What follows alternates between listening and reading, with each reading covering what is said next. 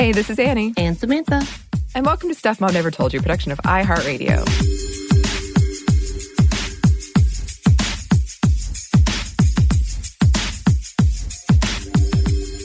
It's time today for another book club. Yay! Yay! And this one is a listener suggestion. A few of you suggested it, and my therapist highly recommended it for me. Yeah. And to all the listeners who we were like, hey, we're doing this book, they're like, yay, we've already got it. It's time for us to read it too. So hope you guys are joining in, as well as hope you guys are going to send us your takes as well. Yes, absolutely. So we're doing Untamed by Glennon Doyle, who is an activist, one of the founders of the nonprofit Together Rising. She's a speaker and an author. It's a memoir of several short and interconnected nonlinear anecdotes around themes of motherhood, womanhood, love, grief, faith, sexuality, race, depression, and finding and trusting your true self. It's a story of destruction and rebirth, of constantly searching out our truest and most beautiful life. And not surprisingly, it was recently Reese's book club, Hello Sunshine book pick, as in Reese Witherspoon. And if you saw the photo of them doing the Zoom chat. Yeah. And a New York Times bestseller since it came out in March 2020. And apparently just recently it was on like the Christian self-help Yes, which I find fascinating. Which is hilarious because I believe they denounced her after this book came out and her announcement to her marriage to Abby Wambach. So it's really interesting. And I think she did find some hilarity to that, as did we. Yeah, and that's something I really appreciated that she touched on in the book, actually, is how she did have this Christian audience, and some of them followed her through this transition of like what transition in terms of her books and what they were about and the stories that were in them. Right. And some really would reach out to her and say, you know, I love you and I followed you and I'm struggling with my religion says that some of the things you're doing don't fit in. And how do I square that? And having those honest conversations around that point. She once was a Christian mom blogger. That's not a surprise. And is the author of 2 other books, again, which were on the Christian level, Christian self-help level. Love Warrior and Carry On Warrior, The Power of Embracing Your Messy, Beautiful Life, which is a really nice title. It is. And one of the things I really loved about this book is it's very open and vulnerable and spiritual, but in a way that I can connect to, because some of that stuff, which we're going to talk about, I have a knee-jerk like nervousness around. But I haven't read these other 2 books, but I imagine that it's similar in that nature of just being really open and honest, that you can connect to it. And this is a very quote-heavy episode because there are so many amazing quotes in it. And it's also just the nature of how it's written and told lends itself to quotes because it captures the essence of her message. Her writing is very nuanced. It's sort of hard to summarize some of the things that are very personal but also relatable that she is touching on without just quoting it. Right, which is too easy to do. I know one of the listeners who wrote that she is going to start all of her sentences with, but the book says, and I'm like, yes, I understand this. I understand this idea. And of course, I just quote entire chapters? I'm just going to just sit here and quote things. And this morning, the Maker's Women Instagram actually had a quote posted from her book as well. So it's really easy to do. And obviously, this is a little different from the last 2 books that we did, which were very much fiction. So very different when it's a memoir. But to get to the basics of the book, the memoir follows author Glennon Doyle's decision to divorce her husband and pursue love with the woman she's fallen in love with, Abby Wambach. And by the way, it took me to the end of the book because I don't know much about her history to figure out, oh, that's the women's soccer. Oh. Well, it's funny that you say that because I actually... I'm not super into soccer, but I would say I am more into it than maybe the average American is. And a lot of my friends are super into it, especially women's soccer. Me too. So when she's at the book conference after they've just met, and she sort of mentions in passing, oh, she's a soccer star, and all those people were waiting in line to get her autograph. I remember having the thought, like, oh, I wonder if it's Abby Wambach. Yeah. I actually later was like, oh, of course it is. I was like, I know one Abby, but I don't, no, that's good. That's not the one, Yeah. right? Okay. Yeah, I did the same thing. But back to this. It's filled with instances before, during, and after that delve into her taming, quote unquote, and the work she put into, quote unquote, untaming. And many involve her children, which is very much expected, and other family members, and the support of women in her life, as well as her husband. And it is like, I love the way she does bring in the whole fold as a reawakening for each one of them. Yeah, yeah.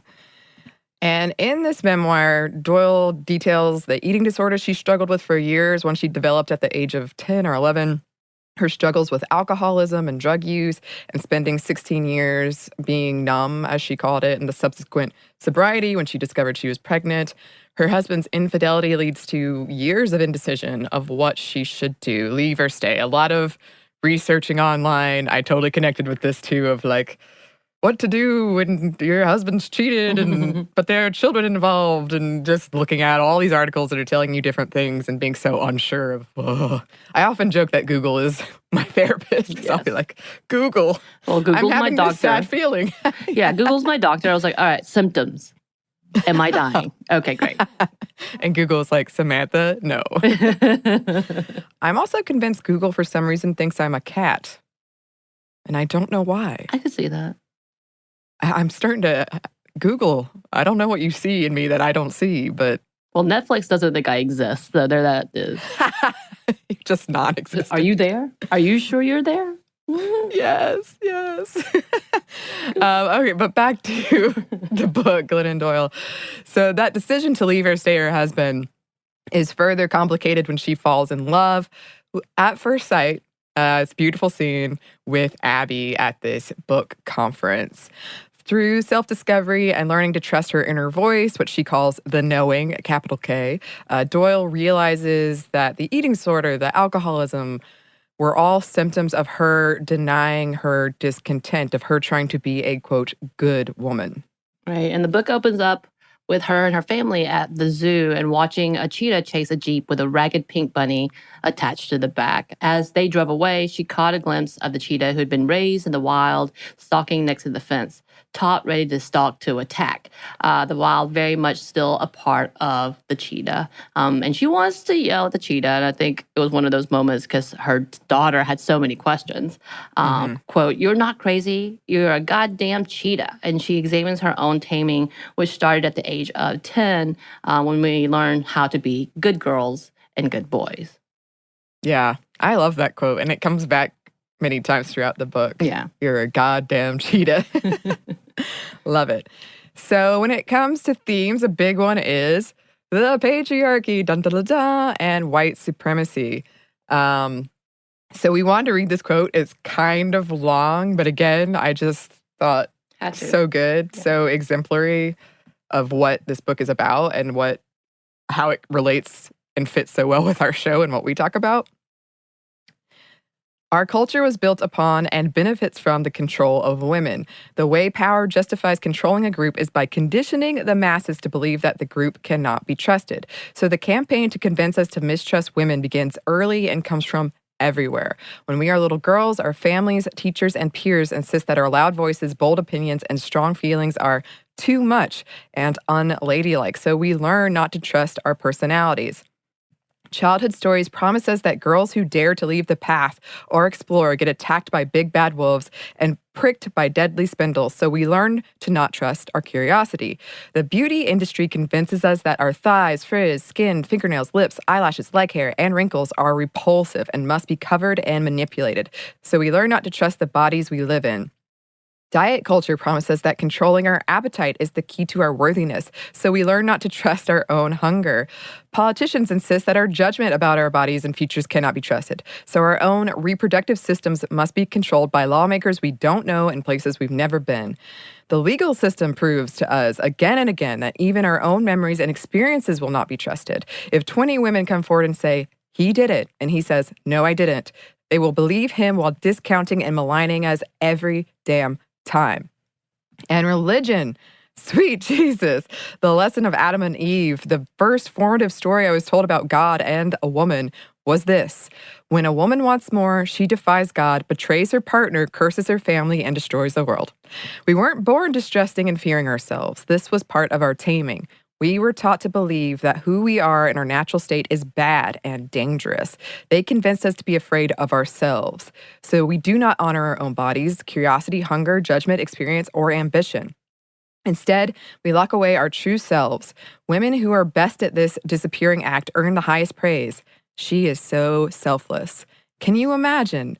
The epitome of womanhood is to lose oneself completely. That is the end goal of every patriarchal culture, because a very effective way to control women is to convince women to control themselves. So many good things from that. I know. So many good things.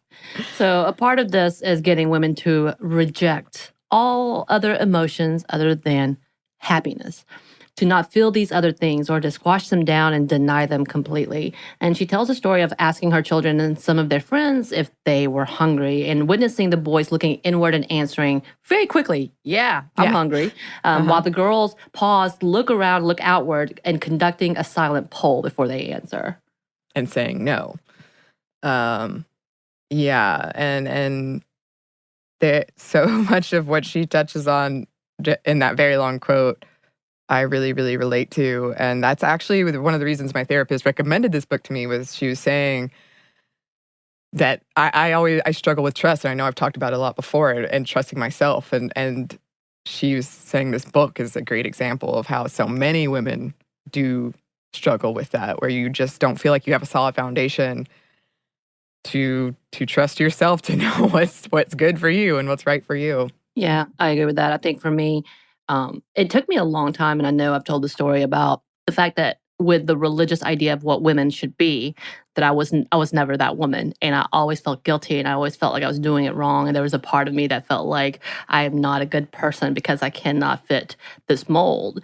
And part of the reason that I was disjointed from it and I walked away, for lack of better terms, was because I realized those things that did not agree with religion and the godly woman were the things that kept me alive as a kid. Like, it helped me survive. These are the tactics that I was able to use in order to literally remain alive in orphanages, in abusive situations where I could have just fallen apart. And I was like, that doesn't make sense. Why would God give me these things to survive and then come back and say, that's not what you need to be. That's not who I wanted you to be. Right. And it was just like, no, I can't align with that. So for me, right out of college, it didn't make sense anymore. And I had to trust the fact that this guilt was not necessarily something because I felt guilty of, as we talked about before in our previous mini. It's not something that I should feel guilty of, but it's something that I should embrace because it helped me become the person that I am to survive, literally to survive. Yeah. And recognizing those things. We're going to come back to religion, because Samantha and I both grew up in really religious small towns, and the impact that had. But also the happiness thing, that whole not feeling anything other than happiness, that's something that has shaped so much of what I've done. And not my happiness, other people's happiness. It's so hard for me not to think of making other people happy first. That's like my thing. Right. And then I'll think about, oh, well, I really didn't want to do that, or whatever. And that kind of thing leads into rape culture and women not knowing what they want when it comes to relationships and sex, and it being secondary to male pleasure. Right. So another thing that really stuck with me in this memoir is a section where Glennon Doyle, realized that despite consciously raising her girls to be feminist, she wasn't necessarily doing the same with her son, in the sense of she wasn't standing up for him and championing his vulnerability, his sensitivity, like she was for saying, oh yeah, my girls are strong. And, if someone called them bossy, she would kind of flip that and be like, oh no, she knows what she wants. She wasn't doing the same thing for her son, for the more, quote, feminine or feminized, or feminine coded traits. And then she saw the outcome of that on the news in terms of mass shootings and suicide and violence against women, and that we need to be cultivating that in boys as well. And she wrote about it. Being an American boy is a setup. We train boys to believe that the way to become a man is to objectify and conquer women, value wealth and power above all, and suppress any emotions other than competitiveness and rage. Then we are stunned when our boys become exactly what we have trained them to be. And FYI, currently I am researching for our next Monday Mini, or an upcoming Monday Mini, about gender differences in the pandemic. Right.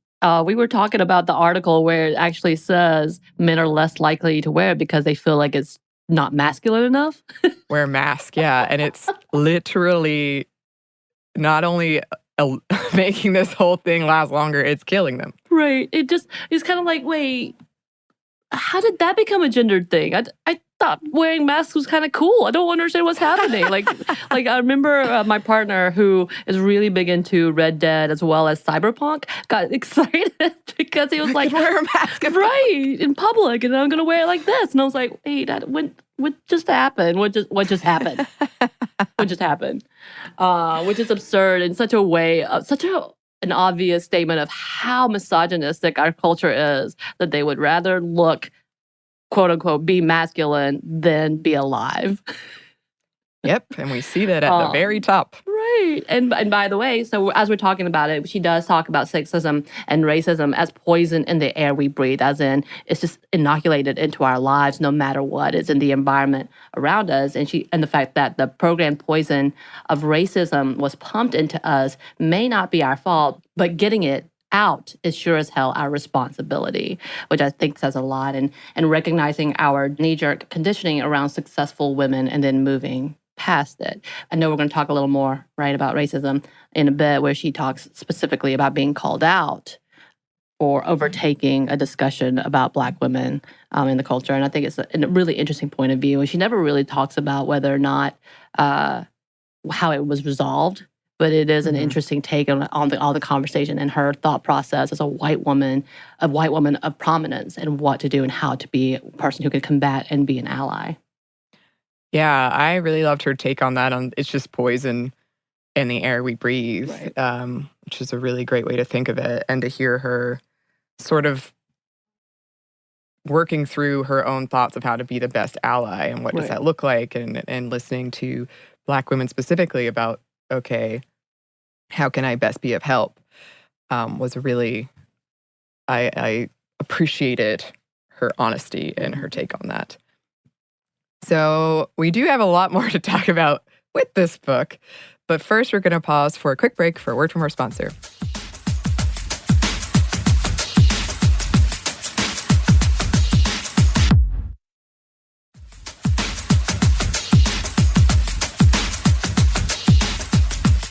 And we're back. Thank you, sponsor. And we're back with our discussion around religion, because Glennon Doyle is, I don't know if religious is the right word anymore, but very spiritual. She's spiritual.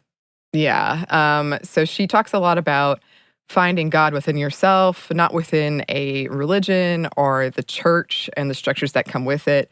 She addresses how you should ask, like, what is the power structure within this church? Who benefits from it? Like, who is giving you this message? And they might not be bad intentioned. Right. They might be, but plenty of times they're good intentioned, but you should just ask the question. Yeah. Well, she did make a statement when she and her husband, they went to church because they found or they received a newsletter or a letter saying that they would have free childcare. And so they went to this, and as they were listening, it was good, it was great. And then it moved on to them talking about homosexuality as a sin and abortion being a sin, and all these stances. And she was very upset and actually came to the pastor and had a strong conversation with him. And it just resolved with, you do not understand what God is wanting. He's like, you're leaning on your own understanding and not on God's, which is a Bible verse, obviously. And then she talks about how there are three options here, that you can remain here and be silent and just fall into it. You can stay here, try to fix it and fight against it, or you can choose to go and find a healthier place for you. And it was a really interesting take. And I think that's exactly, I remember, and we're going to talk a little more about it, but I remember as I'm reading this book, I was very heavily involved in religion. I was so heavily involved. I was teaching children's ministry. I was teaching women's ministry. I was traveling around the Southeast, teaching colleges. I was leading women in all these ways because I felt like, this is the only way I can be a leader, which is my call. And then also growing up in the faith and believing in faith, and needing that to feel like I could survive and cope, because nothing in my past made sense. But if I could have the arc of God has a plan, then I'm good. Mm-hmm. And then going into that, trying to figure out, well, how do I counter this? This doesn't make sense. And then staying, I remember I refused to leave that church, even though I would disagree with so many things, because I'm like, I will not be the person who runs away. I will fight to make change. I will be the change. It didn't work. It didn't work. It was very frustrating. And just, again, like being told I'm being too much, I'm saying too much, I'm being too loud, and I'm asking too many questions. And I remember having this breakaway from religion that was so catastrophic to my heart that it felt like a death had happened, because I clung to that so heavily. Like this was a part of my identity. And then breaking that away from me was such a painful, painful part of who I was. Also, I had started in the social work world, and just the disgustingness of humanity half the time. Yeah. It was so cumbersome for me to be able to, like, I can't juggle these correctly in my heart and my soul and what I want to do for others, whatever. And also, I cannot adjust myself to this alignment of what I'm supposed to be as a female, as a woman, as a vagina-carrying body, and then to try to have to deny others who have struggled with their identity as well and being told you're wrong. It just didn't fit. And I remember thinking, oh my God, this is so freaking painful to understand what I leaned on for so long has so many incorrect and really heartbreaking and damaging ideas for others around me who I would want to be there for. So it was definitely one of those moments of like, what do I do? Yeah. And then walking away from it and I just reading Glennon's take. And she is so positive. Like, she never really talked about the haters much. She said that, yes, she was definitely called out, called a heretic, and she was all these things. She was disavowed by the church, by a church. And so it resonated with me in that level of, like, it wasn't that big. Obviously, people didn't see that as a thing, because I didn't have to change my life that much, other than this doesn't coincide anymore. This doesn't make sense. But I could just imagine the loss. And I love that she's so positive, that she leaned into the positivity and opening and the love from others. But, like, for me, all I could think of was, like, that loss of that part of myself. Yeah. I was really into religion as well until 13 or 14. And I would, like, donate. I volunteered. I donated my allowance to the church. I, like, read the Bible several times all the way through. And then after I had all these bad experiences, I remember the day, and I just thought, nope, I don't believe this. And so many of my friends growing, I'm sure you can relate, in a religious town, so many of my friends acted as if I had done the worst thing in their minds, like, they can't imagine anything worse than being an atheist. I had friends tell me, imagine you love someone and you know they're going to run off a cliff. Would you let them run off the cliff, Anney? Would you let them? Like, that happened to me at work. I was a professional, and they said that to me. That exact statement. I was just like, I love your sentiment. Thank you for caring. But I'm good. Yeah, and it was just frustrating because, I honestly do appreciate that, especially if you really believe it. But I don't know that you needed to make me feel so terrible about myself. And my parents were very concerned, and they were like, oh my God, please, we raised a good child. Of course you. And I promised them I would research it. Because I said, I don't know if I ever would have believed this if you hadn't raised me to believe it. Right. And that was just the type of kid I was. And I researched all these other religions. And I came back to my parents and said, nope, Don't buy it. And they were like, oh, okay, well, we will respect your decision. Right. But I just remember the fear. I was legitimately afraid of going to hell. I would lie awake thinking about it. Well, that's a very orthodox idea in Protestant Christianity, especially in the U.S. Yeah. And I want to say here, like, my mom is really religious, and my heart is actually endeared because she's running Zoom sermons right now, and I think that's like the cutest thing. I love it, and I have no issue with people who are religious at all, especially if it helps you and you don't use it to restrict other people's freedoms and rights. I do unfortunately because I had such a bad experience, I have sort of a knee-jerk fear around it. And Glennon Doyle talks about that with Abby having a similar thing. Yeah. Yeah. Yeah, and I think I'm the same way. I have a lot of great friends, and they're very close. We're still very close, who are very religious. But they're good people, and they understand the difference between a church idea and standpoint and a biblical idea and standpoint. And even if they disagree, which is on all of them, they still know to love. And I think that was the biggest part to me, is that, I can't be a part of something that causes so much division and hate that I can't imagine, especially if those are the people. And if you look at the Bible and like the actual writings of Jesus Christ, if he existed, if he was, as they said, the eternal forgiveness, which, oh my God, listeners, they probably turned this off. They're like, what the hell is happening? But it's a very pure and loving idea. I mean, exactly what it is everyone is accepted. No one can do this on their own, and they all need something else because everybody is flawed, and that's okay.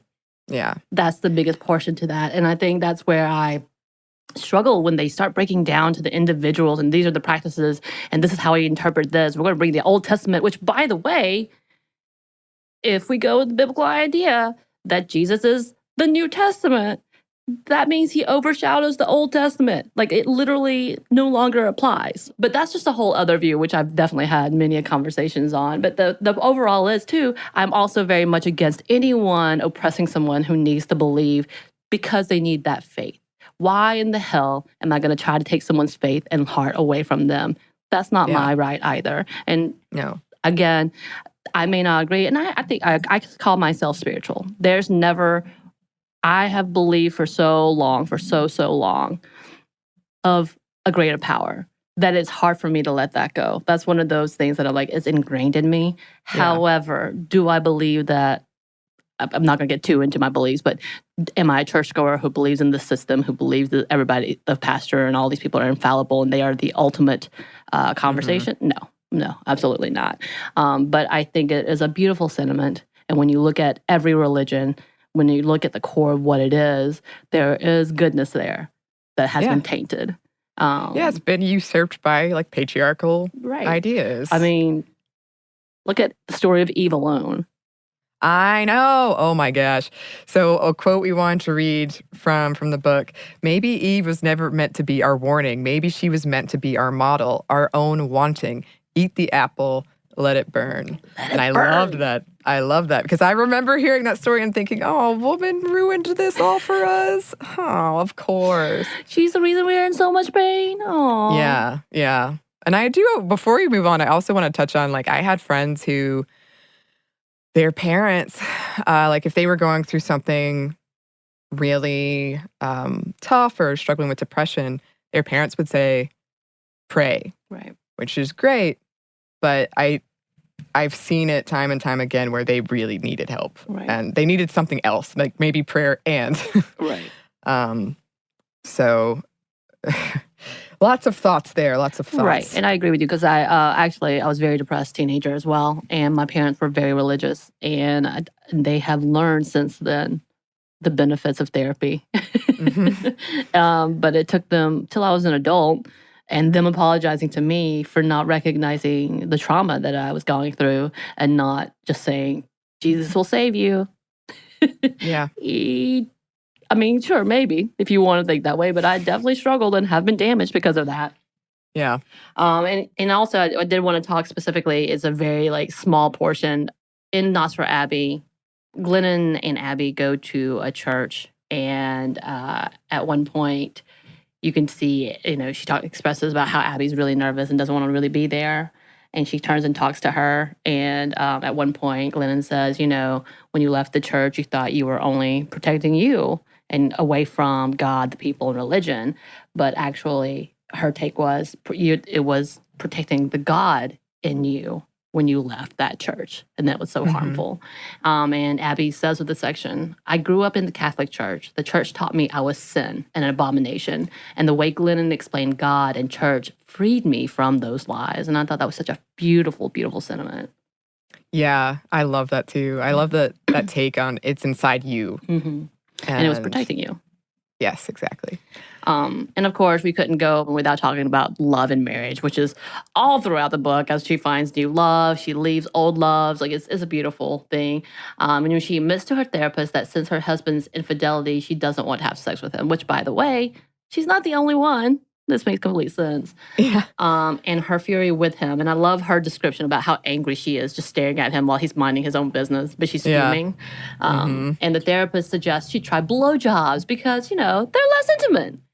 Yeah. Whoever this therapist is, I was like, can we just denounce them as a therapist? That's what my therapist said. She was like, oh, I hate it. That thing stuck out to me so badly. Yeah. And we've all heard that. I bet like most women have heard this. Yeah. A similar like, you know what? You've got to give him something. Right. And I will say, like, even with family members who are very religious, when they went to counseling or even went to their, elders in the church to get advice or seek counseling that way or whatever, they were told, and it would be, the females would be in a abusive or a relationship that he was unfaithful and it was very unhappy. They were told, but what Jesus demands of you, what God demands, is that you work it out because, there's two in this marriage. There must be something wrong with both of you, and you need to work it out too, and you need to please your husband, and you need to be there for your husband. And it's just like, ugh. Yeah. Yeah. Yeah. And so I really loved her take on it too, from this quote, I quit buying the idea that a successful marriage is one that lasts till death, even if one or both spouses are dying inside it. I'd take this vow to myself. I'll not abandon myself, not ever again. Me and myself, we are till death do us part. Right. And of course, she didn't want this for her children either and didn't want to pass that along. And we've talked about this a few times on our show and how we often talked with other people, unhappy people, about relationships and why do they stay? Why do they keep hanging on? And oftentimes they're saying that it's for their children or being told that it's because of their children they should stay. And what it's really teaching is teaching these kids, this is the norm in relationships. Whatever unhappy circumstance that I'm in, that's a relationship. You just have to deal with it. And it's such a sad state to see, especially when we are taking it deeper and talking about relationships with domestic violence, abuse, all of that, and children seeing that as the norm and as being okay. And even though they try to grow out of it, I mean, honestly, Chris Brown is a great example about how he came out, about how he would never do that because he's seen that, he grew up in that. And then just as you see, it was a catalyst to his relationships. That's all how they all seem to be ending for him, or at least involved in to a point. This volatile point in the relationship is what he knows. So that's love, right? And even though he knows in his mind, he knows up front that this is not true. It's so ingrained in them that it's not, that this is the way it is and this is how I have to deal with it, that they can't let that go almost. Yeah, I mean, it's the tools you learn when you're growing up of how to deal with relationship. And you can get new tools or you can change those tools, but it is very hard and requires a lot of work. And also just to say, especially as someone, I've never been in a long-term marriage, barely a long-term relationship, but I have been a woman who should have left and didn't leave. So I don't want to dismiss, it is hard. It absolutely is hard. Oh, yeah. But I really appreciated the way she reframed it of, we should be thinking about doing it for the kids in a different way. Right. It's also part of the thing that it's so hard. It's because it's ingrained in us that it should be that hard and it should be that difficult and we shouldn't do it. Like our natural instinct is, I have to fix this because this is partly my problem. Right. And that's a big part of this book. And I know we're going to touch on it at the end, is going back to that only feeling happiness. She said, you've got to feel everything. And it is going to hurt. It's going to suck. But you can't protect your kids from everything. Right. And you got to have that moment and go through it together and then move on. And she doesn't talk about this too much in the book, but I did want to bring up her ideas around sexuality, because she is a big proponent of fluidity and kind of like, I'm not even sure we need these labels. And so here's a quote from that I loved. And what if I demand freedom not because I was born this way and can't help it, but because I can do whatever I choose to do with my love and my body? Yes. I love that. I love that it was framed with the grandmother asking the question, why is everybody gay? Yeah. She's like, it's just more freedom to express ourselves, perhaps. But yeah, I just like that, because I know a lot of times people say that, they mean it in the best way of like, you can't help, you shouldn't be punished if you're born this way. But you probably shouldn't be punished anyway. If it's your body, your choice, your love, then. And it's consent. Yeah. And that's also, of course, in everything, she talks about humanity and just being human and being yourself. And being human is not hard because you're doing it wrong. It's hard because you're doing it right.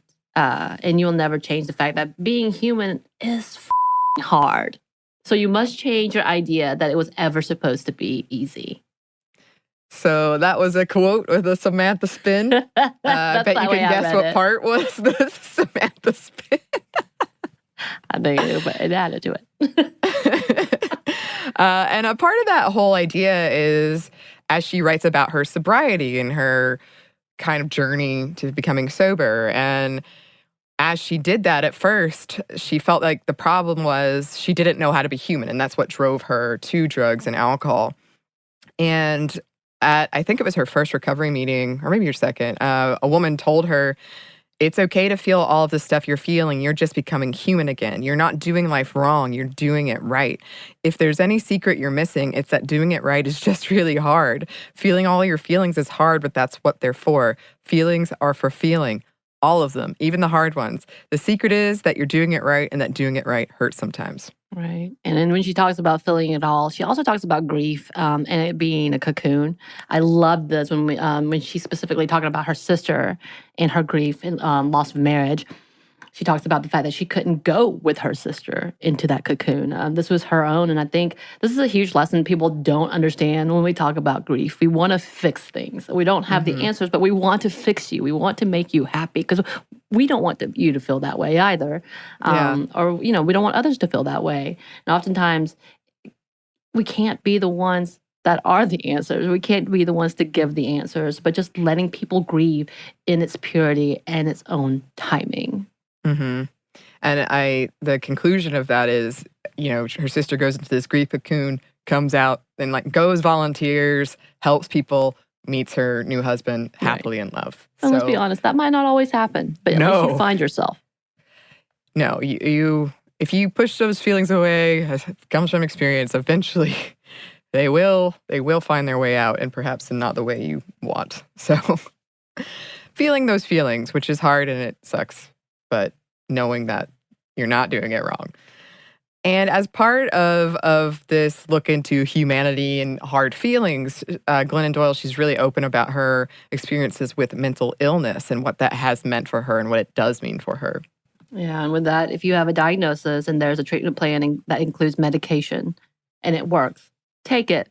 It's okay to need help. And I love that was her whole list. Take your pills. No, seriously, if you got them, take that. Lexapro, take it. I did enjoy. She's got a little checklist. It's great. And it's even better when she talks about when she was married to her husband. He was asked, who would you take on an island? He's like, your mom. And he was like, what else would you take? And he's like, her pills. But in a loving, supportive way. But it is. And it's true. And by the way, for people with diagnoses as severe as bipolar or depression and all that, it's not a fix oftentimes, and you do need medication, and it's okay. So don't stop using them. And she even says, if you feel better, it's because of that. So don't stop using them. Yeah, that was I loved the little checklist take on it. Very good. Another thing she talks about a lot in this book is motherhood. And some of the key takeaways for us is pushing children to become their own heroes instead of being their heroes, giving them the tools to be the heroes of their life.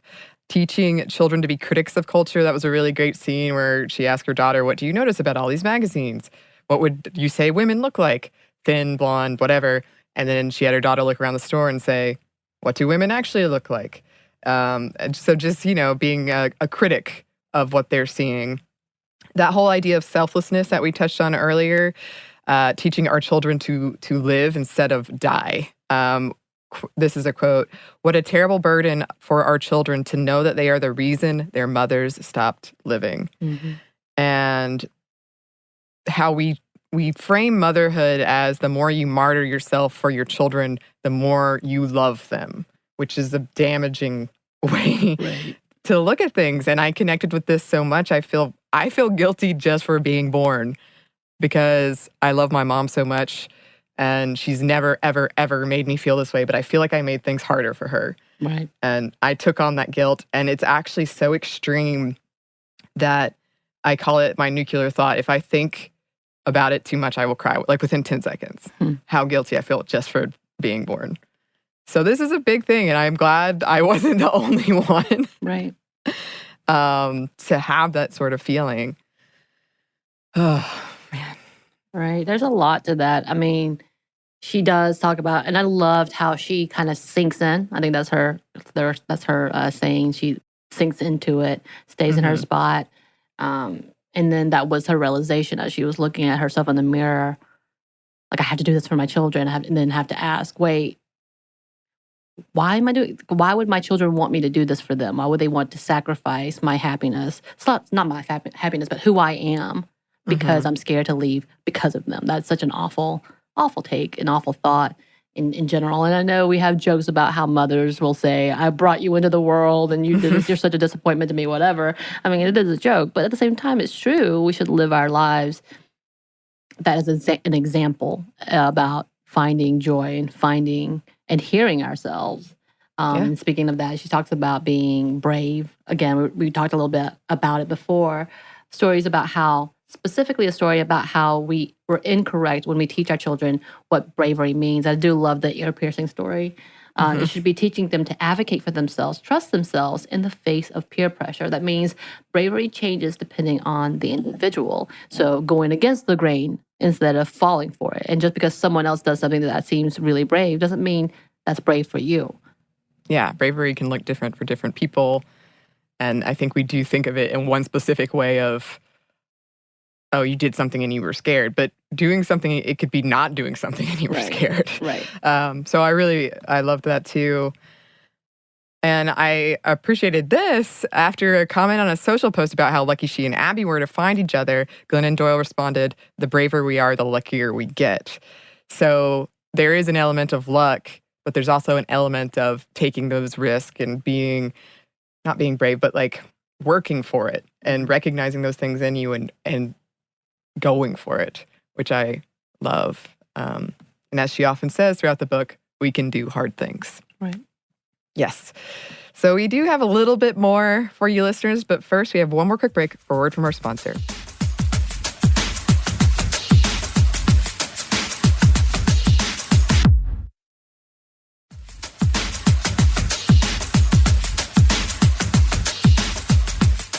And we're back. Thank you, sponsor.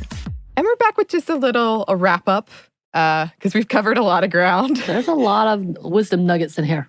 There are. And one of the big takeaways for me is I often feel like I should have things figured out by now because I am an adult woman.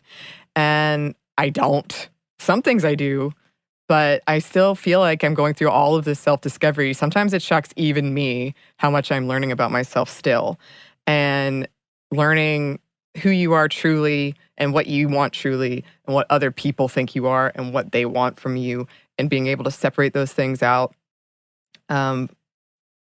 Feeling these expectations and then deciding what expectations you want for yourself and not what other people want to put on you. And it's hard.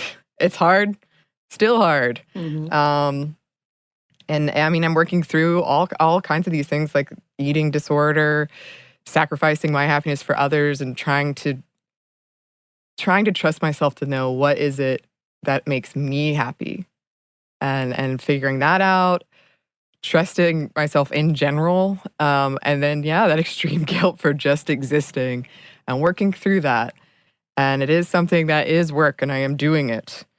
I will say, and I do want to come back and discuss this in a mini or something, but I have found it interesting in times of quarantine to see what habits that you were apparently doing for other people and which ones you were doing for you. As in, what did you drop immediately when you knew, or maybe not immediately, but over time when you knew, okay, well, I'm not around people, so I can get rid of this thing, which seems to indicate there's some part of you that was just doing that for other people. Right.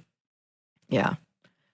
Yeah. And then I've really struggled with my worldview and explaining it in a way that doesn't freak people out. And it's one of the reasons I connected so much with this book is she talks about it. And it's this feeling, I feel things so much. I feel things so powerfully. And I feel like the world and life is both horrendous and beautiful. And it's incredibly painful. It's incredibly joyous. And those things all exist. But I've had friends, when I explain this to them, they're like, you see, I don't understand how to you that is a good thing. And it's not necessarily that it's a good thing, but you have to embrace those things, or at least recognize so it's not going to be all happy all the time. Right. And if you think that's what it's going to be, you are in for a letdown. Right. It's going to really suck for you when something really terrible happens. And it will, and it can. Unfortunately, yeah. Yeah, I think that's kind of the world that I lived in, where I was really jarred. I grew up thinking that my life was a fairy tale, and that meant that I was supposed to let go of any of my past trauma. And that means that with the fairy tale, it's supposed to be nicely concluded and everybody is just happy, instead of seeing the damages that roll around in your bag of body. But yeah, I also did appreciate this book. Like I said, it connected on several different levels. And she does talk about being so empathetic that it shuts her down for days. I've done that as well. But she has such a positive spin on it. And I love her relationship she talks about. I love her relationship with her ex-husband, as bad as it could have gone. But them as a family unit was beautiful. Yeah. Her talking about the new girlfriend was so relatable. It's so flippin' relatable in every way when it comes to who you think you are. And you think you're okay. And you think you fixed yourself. And then you're like, oh my God, what is this new element? Yeah. And still realizing, oh yeah, still a lot to learn. I love how she would be like, I'm 40 now. I'm 42 now. I'm 44 now. You know, talking about her progression and growth. I love that she is so honest that she talks about the divergence of her Christian life to this happy life, of what that looked like for her, and still carrying a part of that faith in herself. I think it's a beautiful, beautiful story. Yeah, that's her life. That's incredible. Yeah. And she of course has a way with words anyway. But yeah, I think for me, just looking through all of that, there's a lot of part of me that I always kind of hold my breath when it comes to white women. Sorry. But there's a part of me that has grown up inundated with the idea that white perspective is the right perspective. And therefore, my perspective will always be different and wrong. So I was kind of holding my breath when I was reading this book. I was like, oh my God, I don't know what to think. And then as she unfolds her conversation and the part of racism, like I really liked the way she did not have an answer, and she could not say she was right and she could not say she was wrong, because this was her perspective. And I know that I've talked to you and our counselor, our therapist, about the fact that I have a hard time finding my identity because it's so ingrained in my life, because I was raised with a white family, about how secondary I am. They never made me feel that way. But when it comes to the fact that they are very Southern and fairly racist, modern racist, who believe that the right-wing agenda with immigration is the right way, says a lot about who I am, and takes on a lot of conversation and thought process for me. So seeing her book and being as honest as it is was a nice sigh of relief. And I think it's very beautiful in the way she talks about opening herself. And I could not imagine breaking away from faith to find happiness in the way she did it, I guess, because I definitely did it, but in a different manner. And so it was a really lovely take. I loved the way she talked about men and boys and about how she talked about allowing him not to do dishes so he can do extra things, to say, this is your goals, to be the man and be a leader and not have to help with that house type of thing. And I was like, oh, I like that she comes back to that. And Abby was one of the proponents on teaching her that and then challenging her kids. It was really beautiful. I also loved her take on the fact that the generational teachings of raising children. Oh, yeah. The memo you get. Yeah, the memos. And it was fantastic because she was like, yeah, that's why our kids suck. Yeah.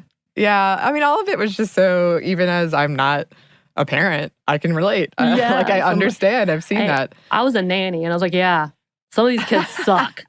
Some of these kids are awesome. Yeah. I found it really refreshing that somebody was communicating, writing things that I had felt but had not seen in other media. And her whole idea of, what did she say? Run towards the pain, like embrace the pain because it's there for a reason.